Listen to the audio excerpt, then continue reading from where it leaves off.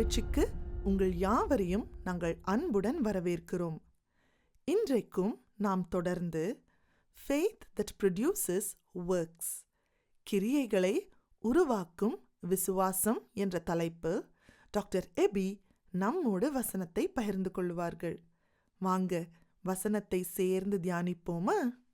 Protestant ரிஃபர்மேஷனுக்கு காரணமாயிருந்தது Martin Luther. அவருக்கு பிடித்த பைபிள் இருக்கக்கூடிய புக்கில் ஒன்று ரோமருக்கு எழுதின நிருபம். அதை அவர் என்ன சொல்கிறாருன்னா, த வெரி பியூரஸ்ட் காஸ்பல் அப்படின்னு சொல்கிறார். ரொம்ப மிகவும் சுத்தமான சுவிசேஷம் அப்படின்னு சொல்லி. ஏன் அப்படி சொல்றாருன்னா, ரோமர் 3ஆம் அதிகாரத்தில் இவ்விதமாக வாசிக்கிறோம். ஆதலால் மனுஷன் நியாய பிரமாணத்தின் கிரியைகளில் இல்லாமல் விசுவாசத்தினாலேயே நீதிமானாக்கப்படுகிறான். கிரியையினால் அல்ல, விசுவாசத்தினால் நீதிமான்கள் ஆக்கப்படுகிறோம். இத பவுல் தெளிவாக ரோமருக்கு எழுதின நிருபத்தில் எழுதியிருப்பதனால மார்ட்டின் லூத்தர் என்ன சொல்றாருன்னா, த வெரி பியூரஸ்ட் காஸ்பல் அப்படின்னு சொல்லி. இந்த மார்ட்டின் லூத்தருக்கு கொஞ்சம் பிடிக்காத ஒரு புக் என்ன அப்படின்னா, யாக்கோபுக்கு எழுதின நிருபம். ஏன் அப்படின்னா, இந்த யாக்கோபு 2ஆம் அதிகாரத்தில் ஆபிரகாமை குறித்து சொல்றார். அதற்குரிய விளக்கத்தை நம்ம கேட்க போகிறோம். ஆனால் இப்படியாக நாம் வாசிக்கிறோம். என்ன வாசிக்கிறோம் என்றால், நம்முடைய பிதாவாகிய ஆபிரகாம் தன் குமாரன் ஈசாக்கை பலிபீடத்தின் மேல் செலுத்தின போது கிரியைகளினாலே அல்லவா நீதிமானாக்கப்பட்டான் அப்படின்னு சொல்லி ஒரு கேள்வியை வைக்கிறார். ஆனால் நான் ஏற்கனவே சொன்னது போல இதற்கான விளக்கத்தை நம்ம தொடர்ந்து கேட்க போகிறோம். ஸோ இப்படிப்பட்ட ஒரு காரணத்தினால் கிரியைகளினால் நீதிமான்களாக்கப்படுகிறோமா? ஆகவே தான் கொஞ்சம் மார்ட்டின் லூத்தருக்கு இந்த யாக்கோபு எழுதின நிருபத்தை ஏற்றுக்கொள்ள கொஞ்சம் தயக்கமாக இருந்துச்சு. ஆனால் மார்ட்டின் லூத்தர் சொல்லக்கூடிய இந்த ஒரு காரியம் நிச்சயமாகவே அவர் வேத வசனத்தை தவறாக புரிந்து கொண்டார் என்று சொல்லவே முடியாது. அவர் என்ன சொல்றாருன்னா, we are saved by faith alone, நாம் விசுவாசத்தினால் மட்டுமே ரட்சிக்கப்பட்டோம். But the faith that saves is never alone. ஆனால் ரட்சிக்கும் அந்த விசுவாசம் ஒருபோதும் தனித்திருப்பதில்லை. அது கிரியையில காண்பிக்கப்படும். இன்றைக்கு நாம் சிந்திக்க போற பகுதியும் அதை குறித்து தான் நமக்கு சொல்லிக் கொடுக்கிறது. Faith that produces works, கிரியைகளை உருவாக்கும் விசுவாசம். உங்களுடைய வேதாகமத்தை யாக்கோபு 2ஆம் அதிகாரம் வசனங்கள் 14 முதல் 26 வரை எடுத்துக்கொள்ளுங்கள். இந்த 14ஆம் வசனத்திலிருந்து 26ஆம் வசனம் முடிய இந்த பகுதியை 4 சிறிய பகுதிகளாக பிரிக்கலாம். இந்த 14ஆம் வசனம் தான் இந்த பகுதிக்கான ஒரு மெயின் ஐடியா. என்ன சொல்லப்படுகிறது என்றால், என் சகோதரரே, ஒருவன் தனக்கு விசுவாசம் உண்டென்று சொல்லியும் கிரியைகள் இல்லாதவனானால் அவனுக்கு பிரயோஜனம் என்ன? அந்த விசுவாசம் அவனை ரட்சிக்குமா? கிரியைகள் இல்லாத விசுவாசம் அது பிரயோஜனமாக இருக்காது அப்படின்னு சொல்லி இந்த இடத்துல ஒரு காரியத்தை யாக்கோபு சொல்றார். அதற்கு பிறகு 4 எக்ஸாம்பிள்ஸ், 4 உதாரணங்களை சொல்றாரு. அந்த 4 உதாரணங்களை சொல்லி முடிக்கும் போது கூட இந்த காரியத்தை அவர் அடிக்கடி ஞாபகப்படுத்துறார். 17ஆம் வசனத்துல, அதே போல 20ஆம் வசனத்துல, அதே போல 24ஆம் வசனத்துல, கடைசியாக 26ஆம் வசனத்திலும் அதை நினைவுபடுத்துகிறார்.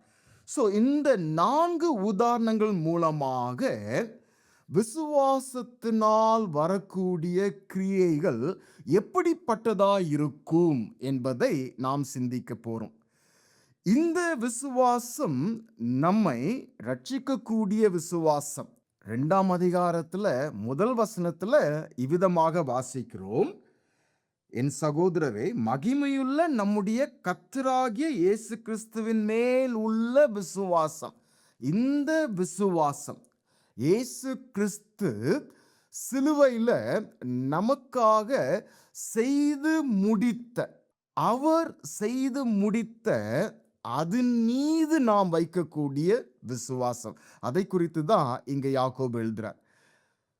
இயேசு கிறிஸ்து சிலுவையில செய்து முடித்தவைகள், நம்முடைய பாவங்களுக்காக, நம்முடைய அக்கிரமங்களுக்காக தன்னையே பலியாக ஒப்பு கொடுத்து நமக்கு வரவேண்டிய தேவ கோபாக்கினியை அவர் சிலுவையின் மீது ஏற்றுக்கொண்டு நமக்கு இரக்கத்தையும் மன்னிப்பையும் அவர் கொடுத்திருப்பது.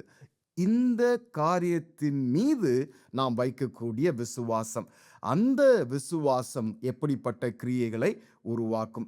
முதல் எக்ஸாம்பிள் மூலமாக நாம் எப்படிப்பட்ட கிரியையை விசுவாசம் உருவாக்கும் என்பதை பார்ப்போம். 15ஆம் வசனம். ஒரு சகோதரனாவது சகோதரியாவது வஸ்திரம் இல்லாமலும் அனுதின ஆகாரம் இல்லாமலும் இருக்கும்போது உங்களில் ஒருவன் அவர்களை நோக்கி, நீங்கள் சமாதானத்தோடே போங்கள், குளிர் காய்ந்து பசியாருங்கள் என்று சொல்லியும் சரீரத்துக்கு வேண்டியவைகளை அவர்களுக்கு கொடாவிட்டால் பிரயோஜனம் என்ன? கிரியை இல்லாத விசுவாசத்தால் பிரயோஜனம் இல்லை அப்படின்னு சொல்லிட்டு இந்த எக்ஸாம்பிளை சொல்றார். இந்த எக்ஸாம்பிள் மூலமாக எப்படிப்பட்ட கிரியையை விசுவாசம் உருவாக்கும்? முதல் குறிப்பு என்னன்னா, ஒரு இரக்கமுள்ள செயல், ஒரு கம்பேஷனட் ஆக்ஷன். விசுவாசம் ஒரு இரக்கமுள்ள செயலை உருவாக்கும். இந்த வசனங்களை நம்ம பார்க்கும்போது பசியோடு இருக்கிறாங்க, வஸ்திரம் இல்லாம இருக்கிறாங்க. அவங்கள பார்த்துட்டு வெறும் வார்த்தையினால சமாதானமா இருங்க அப்படி சொல்வதை காட்டிலும் இந்த இடத்துல யாக்கோபு என்ன சொல்றாருன்னா, அவர்களுடைய சரீரத்துக்கு வேண்டியவைகளை அவர்களுக்கு கொடாவிட்டால் பிரயோஜனமே இல்லை அப்படின்னு சொல்றார். போன வாரத்துல நம்ம பட்சபாதம் பார்க்கக்கூடாது அப்படின்னு பார்த்தோம். விசுவாசம், கிறிஸ்தவ விசுவாசம் என்று சொல்லும்போது அது பட்சபாதம் காட்டாது அப்படின்னு ஏன் அப்படின்னு பார்க்கும்போது, உபாகமம் 10ஆம் அதிகாரத்திலிருந்து நாம் வாசிக்க கேட்டோம். உபாகமம் 10ஆம் அதிகாரத்துல அதாவது கர்த்தர் பட்சபாதம் பண்ணுகிறவர் அல்ல. 17ஆம் வசனத்துல. 18ஆம் வசனத்துல நீங்க பார்த்தீங்கன்னா, அவர் திக்கற்ற பிள்ளைக்கும் விதவைக்கும் நியாயம் செய்கிறவரும் அந்நியன் மேல் அன்பு வைத்து அவனுக்கு அன்னவஸ்திரம் கொடுக்கிறவருமாயிருக்கிறார். அன்னவஸ்திரம் அப்படின்னு சொல்லும்போது உண்ண உணவும் உடுக்க உடையும் கொடுக்கக்கூடியவராக இருக்கிறார். கிறிஸ்து இயேசுவை விசுவாசிக்கக்கூடிய விசுவாசிகள், அவர்களுடைய கிரியை எப்படி இருக்கணும்னா, எப்படி நம்முடைய ஆண்டவர் உணவில்லாதவர்களுக்கு உணவு கொடுக்கிறவர், உடை இல்லாதவருக்கு உடை கொடுக்கிறவராக இருக்கிறார். அதே போல நீங்க சமாதானமா இருங்க, நீங்க நல்லா இருங்க அப்படின்னு மட்டும் நாம் சொல்லக்கூடியவர்களாய் இராதபடிக்கு அவர்களுடைய தேவையை நாம் சந்திக்கக்கூடியவர்களாக இருக்க வேண்டும். கிறிஸ்து இயேசுவின் மீது உள்ள விசுவாசம் அது கிரியையில் வெளிப்படும். எப்படிப்பட்ட கிரியையில் வெளிப்படும் அப்படின்னா, கஷ்டத்தோடு இருக்கக்கூடிய மக்கள், தேவையோடு இருக்கக்கூடிய மக்கள், அந்த கஷ்டம், அந்த தேவை நமக்கு தெரிய வரும்போது நாம் அவர்களை நீங்க நல்லா இருங்கன்னு சொல்லி வாழ்த்து சொல்லி அதோடு முடிந்து விடக்கூடாது. அவருடைய தேவைகளை நாம் சந்திக்க வேண்டும். ஒரு கமெண்டேட்டர் என்ன சொல்றாருன்னா, ஒரு பசியோடு இருக்கிறவங்களுக்கு நீங்க சாண்ட்விச் கொடுக்குறீங்க, அல்லது பஜ்ஜோ, போண்டாவோ, வடையோ கொடுக்குறீங்க அப்படின்னா, அத ஒரு ட்ராக்ட், காஸ்பல் ட்ராக்ட், கைப்பிரதி அதுல சுற்றி கொடுங்க அப்படின்னு சொல்றார். இது குறித்து நான் யோசிக்கும்போது, இதுல ஒரு சத்தியம் இருக்குது. என்ன சத்தியம் என்றால், எஸ், நம்முடைய விசுவாசம் கிரியையில காண்பிக்கப்பட வேண்டும். தேவையோடு இருக்கிற மக்களுடைய தேவையை சந்திக்க வேண்டும். ஆனால் அந்த நேரத்துல கூட இந்த விசுவாசம் அந்த தேவையோடு இருக்கிற மக்களுக்கு எப்படி வரும் அப்படின்னா, கேள்வியினால் வரும். அந்த கேள்வி எப்படி வரும்? சுவிசேஷத்தை நாம் பிரசங்கிப்பதன் மூலமாக தான் வரும். ஆகவே ஒருவேளை தேவையோடு இருக்கிறவங்களுக்கு கண்டிப்பா அவங்களுடைய தேவைகள் சந்திக்கப்படக்கூடிய காரியங்களை நம்ம செய்யணும். ஆனால் அதை செய்யும்போது கூட நாம் எப்படி சுவிசேஷத்தை சொல்லக்கூடியவர்களாக இருக்கிறோம்? ஏனென்றால், ஒருவேளை உணவு கண்டிப்பா தேவை, ஃபுட் தேவை சாப்பிடுவதற்கு. அதே போல உடுக்க ட்ரெஸ் தேவை. இது எல்லாமே சரீர பிரகாரமான ஒரு தேவைகள். இதை சந்திக்கும் போது நிச்சயமாகவே அவங்களுடைய அன்றாட தேவைகள் சந்திக்கப்பட்டு மகிழ்ச்சியா இருப்பாங்க. ஆனா அவங்களுடைய நித்திய தேவையான பாவ மன்னிப்பு, அதே போல மனம் திரும்புதல், ரட்சிக்கப்படுதல், இது அவங்களுக்கு கிடைக்கணும்னா சுவிசேஷம் அவர்களுக்கு சொல்லப்பட வேண்டும். நாம் விசுவாசிகளாக இருக்கும்போது, ஒருவேளை இப்படிப்பட்டவர்களை சந்திக்கும் போது, வெறும் வார்த்தையினால் நாம் அன்பு கூறுவதை காட்டிலும் நம்முடைய கிரியையினால் அன்பு கூற வேண்டும். ஆனால் அப்படி கிரியையினால் அன்பு கூறும்போது கூட நாம் எப்படி சுவிசேஷத்தை அறிவிக்கின்றவர்களாக இருக்கிறோம் என்பது முக்கியம். அடுத்த பகுதிக்கு நாம் கடந்து செல்வோம். விசுவாசம் கிரியைகளை உருவாக்கும். அதுல முதல் கிரியை என்ன அப்படின்னு சொல்லி பார்த்தோம்.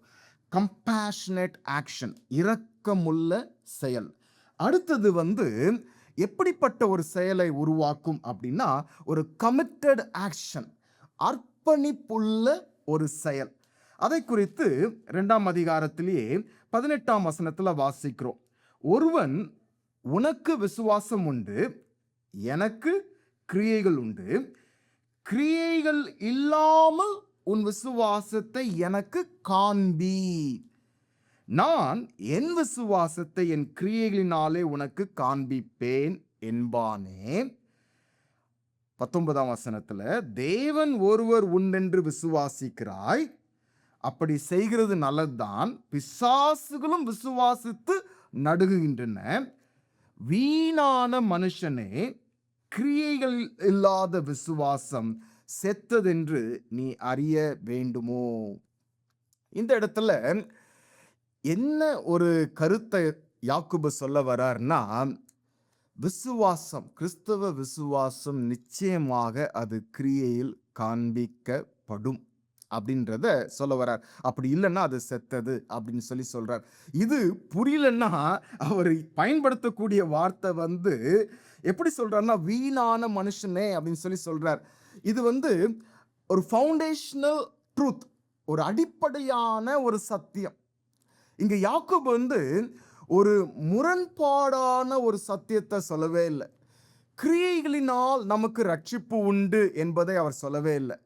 ஆனால் ரட்சிக்கப்பட்டிருப்போம் என்றால், விசுவாசிகளாய் இருப்போம் என்றால், அது கிரியைகளில் காணப்படும். இந்த இடத்துல அவர் உதாரணத்துக்கு என்ன சொல்றாருன்னா, தேவன் ஒருவர் உண்டென்று விசுவாசிக்கிறாய், அப்படி செய்கிறது நல்லதுதான். பிசாசுகளும் விசுவாசிக்கிறது. சோ பிசாசுகள் விசுவாசிக்கிறது என்ன? தேவன் ஒருவர். நம்ம எப்படி தேவன் ஒருவர் என்று விசுவாசிக்கிறோமோ அப்படி விசுவாசிக்கிறது. நான் இங்க நாம் அப்படின்னு சொல்லும்போது சிலரை சொல்றேன்.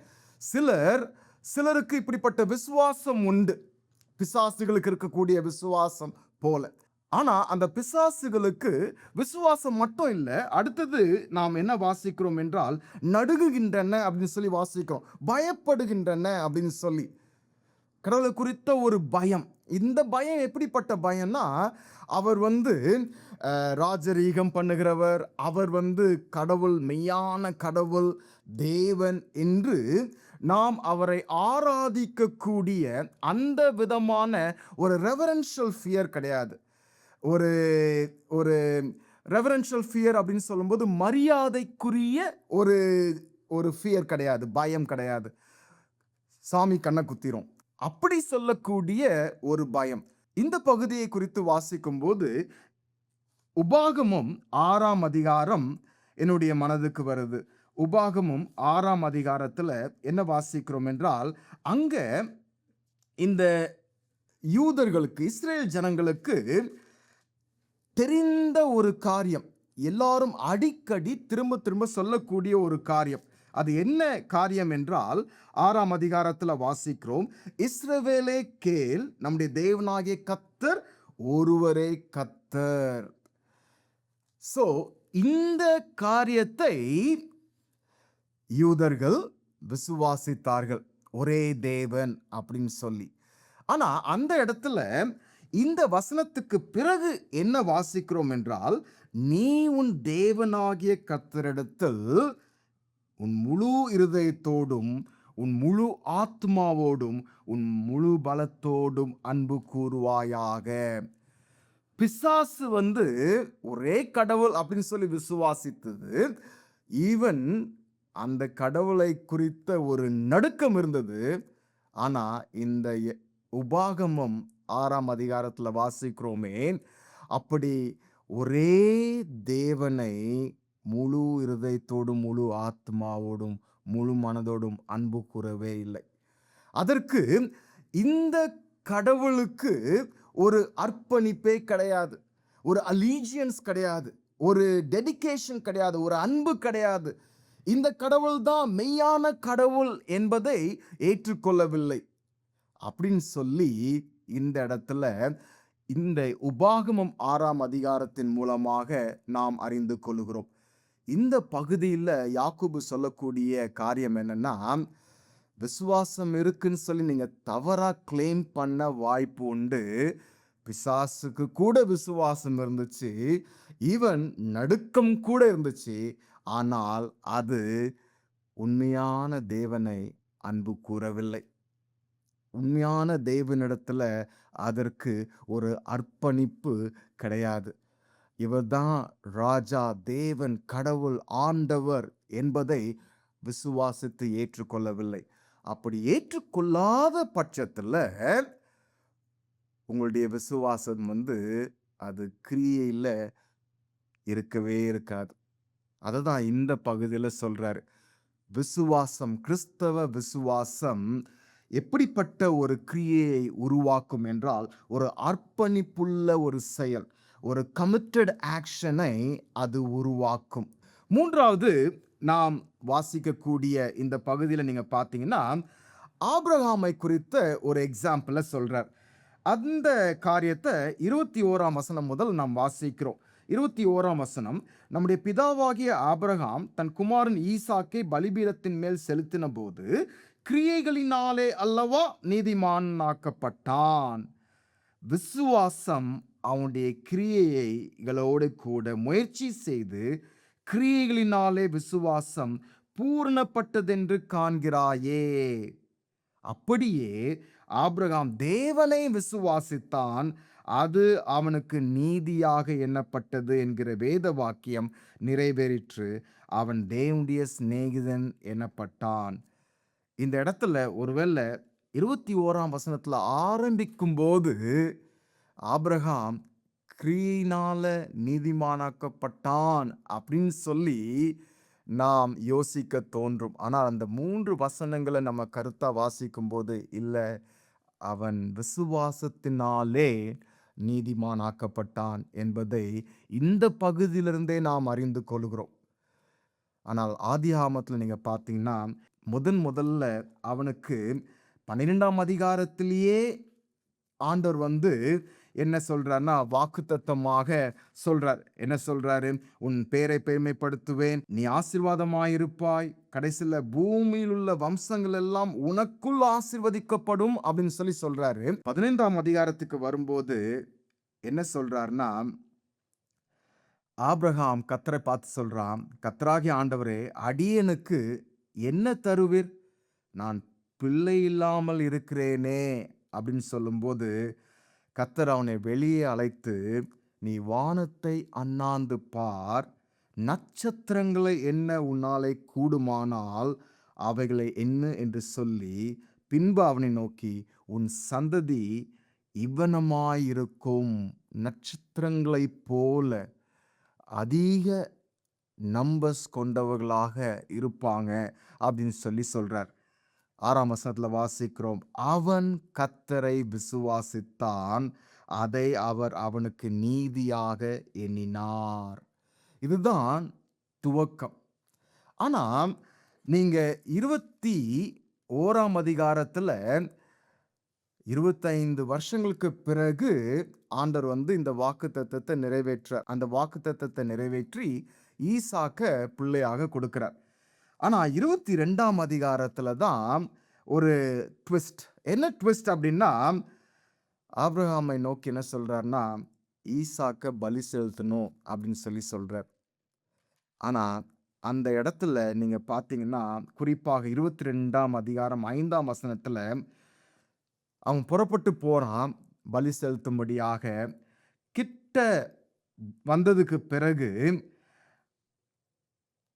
வேலைக்காரரை நோக்கி என்ன சொல்றான்னா, நீங்கள் கழுதையை நிறுத்தி இங்கே காத்திருங்கள், நானும் பிள்ளையாண்டானும் அவ்விடம் மட்டும் போய் தொழுது கொண்டு உங்களிடத்தில் திரும்பி வருவோம் என்றான். இதுவும் அவனுடைய விசுவாசத்தை காட்டக்கூடியதாக இருக்கு நமக்கு. அவன் தெளிவா சொல்றான், நானும் பிள்ளையாண்டானும் அப்படின்னு சொல்லி, நான் மட்டும் அப்படின்னு சொல்லல, நானும் பிள்ளையாண்டானும் அப்படின்னு சொல்றான். 3 காரியத்தை சொல்றான். போவோம், தொழுது கொள்வோம், உங்களிடத்துக்கு திரும்பி வருவோம் அப்படின்னு சொல்றான். இதுவும் அவனுடைய விசுவாசத்தை நமக்கு காண்பிக்க கூடியதாக இருக்குது.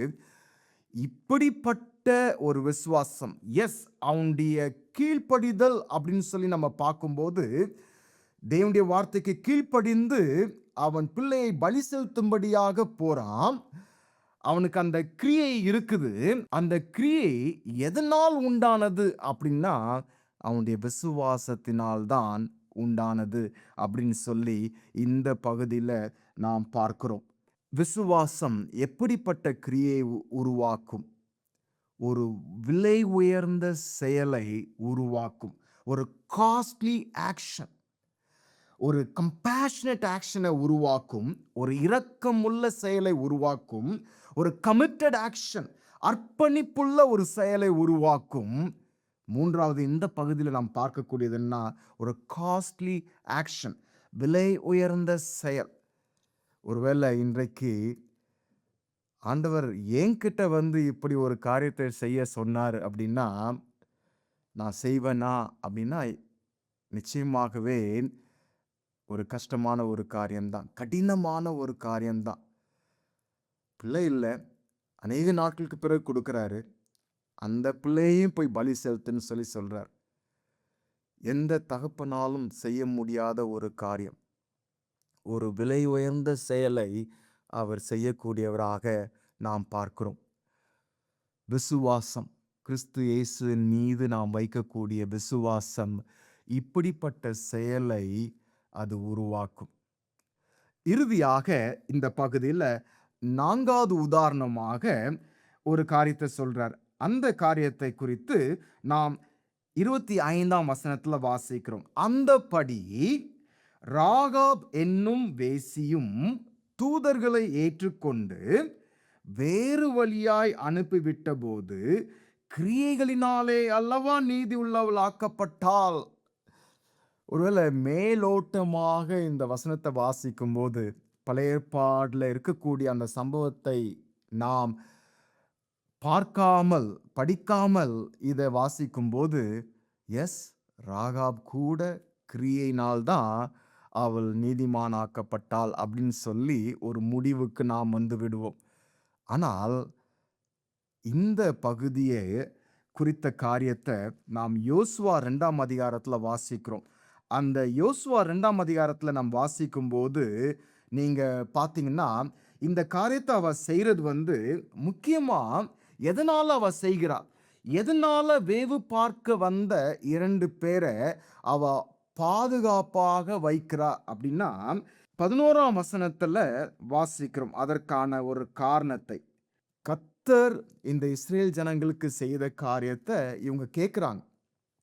கேள்விப்பட்டபோது இவ என்ன சொல்றான்னா, எங்கள் இருதயம் கரைந்து போயிற்று, உங்களாலே எல்லாருடைய தைரியமும் அற்று போயிற்று, உங்கள் தேவனாகிய கர்த்தரே உயர வானத்திலும் கீழே பூமியிலும் தேவனானவர். இதுதான் அவளுடைய விசுவாசம். இந்த விசுவாசம் தான் அவளுக்கு ஒரு தைரியத்தை தந்தது. அந்த தைரியம்தான் வேவு பார்க்க வந்த அந்த 2 பேரை பத்திரமாக வைக்க உதவி செய்தது.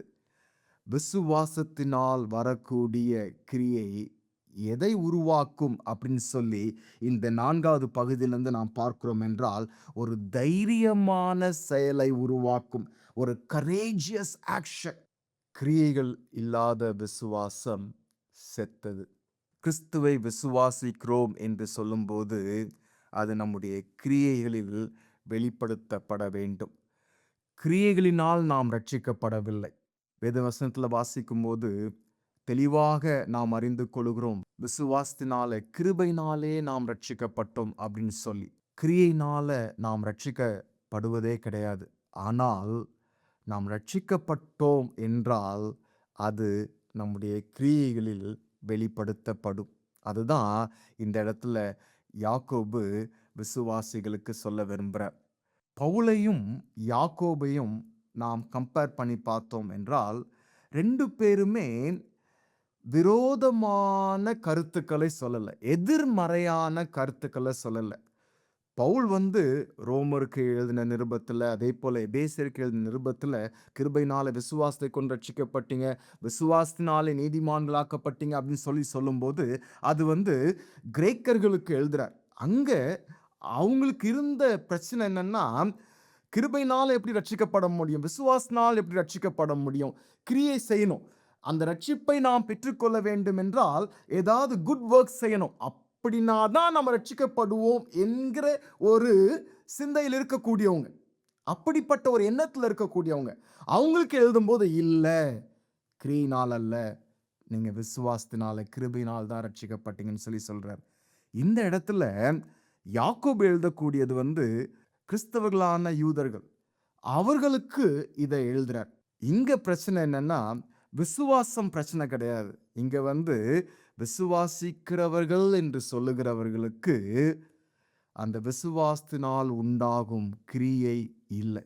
அததான் 1ஆம் அதிகாரத்துல கூட யாக்கோபு வந்து சொல்றாரு. அதுக்கு ஒரு 2-3 காரியத்தை சொன்னார். நீங்க விசுவாசிகள் அப்படின்னு சொல்லும்போது நாவை அடக்க வேண்டும்.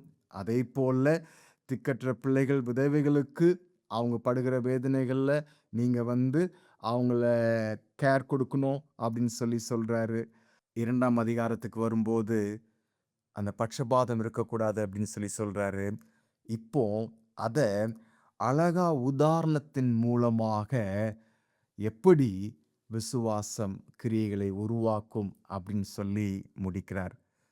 கர்த்தராகிய இயேசு கிறிஸ்துவை இரட்சகராக, ஆண்டவராக நீங்கள் ஏற்றுக்கொண்டவர்களாக இருப்பீர்கள் என்றால் உங்களுடைய விசுவாசம் கிரியைகளில் காண்பிக்கப்படுகிறதா? ஒருவேளை இந்த உதாரணங்களை நம்ம பார்க்குறோம். நம்முடைய வாழ்க்கையில் ஒருவேளை எப்படிப்பட்ட விதங்களில் நம்முடைய விசுவாசத்தை கிரியைகளில் நாம் காண்பிக்க முடியும்? அதற்கான சூழ்நிலைகளை கர்த்தர் நமக்கு அனுமதிக்கும் போது நிச்சயமாகவே நாம் வார்த்தையினால் மட்டுமல்ல, கிரியினால் நாம் அன்பு கூற அழைக்கப்படுகிறோம். இட்ஸ் பைபிள் டைம் நிகழ்ச்சிக்கு எங்களோடு கூட வசனத்தை தியானிக்க வந்த உங்கள் யாவருக்கும் நன்றி. அடுத்த வாரம் faith that tames the tongue, நாவை அடக்குகிற விசுவாசம் என்ற தலைப்பு தொடர்ந்து தியானிப்போம். Don't miss joining us again next Saturday at 10 p.m. on Satyam TV. Until we see you again, have a blessed week. Bye.